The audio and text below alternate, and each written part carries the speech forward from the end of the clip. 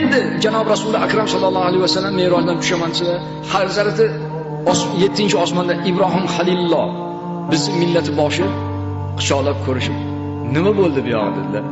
Ya Ibrohim Halilulloh, Alloh taolo menni va ummatlarimga 50 mahal namozni farz qildi deganda, yo. Hozir fursat g'animat. Ey Allohning habibi, har qancha duoingiz, erkaligingiz ketaveradi. Qayting Allohga yig'lang, sajda qiling, kamaytirsin. Men bilaman, odamlar dunyoparast, haligi ana qilib juda behuda umrini o'tkazib yuboradi. Bular 50 mahal nima deyapsiz, ular unaqaga unamaydi.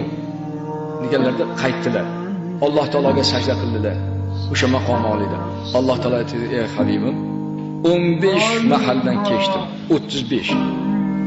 Chiqdilar. Ha, yo. 35 ham ko'plik qiladi. Qayting. Ming hijolat bilan borib sajda qilaverdilar. Allohga yalinverdilar. Yana 15 rakat mahalni kechib bordi. 20 qoldi.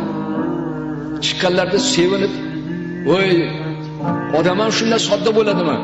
Bunaqa 20 mahal namoz o'qolmaydi. Men bilaman, o'zim payg'ambar bo'lganman. Bu odamlar hech bunaqa emas u.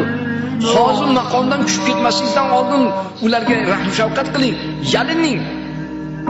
Yana hijolat tortib borib sajda qilib yig'laverdi. Ey Tangrim, o'zing kechirgin. Ey Parvardigor Alloh, men beadab kechirgin deganda, ey meni habibim o'rningdan tur dedi Alloh. Bu insoniyatlar mening mulkim-ku, buni bironta zot yarata olmaydi.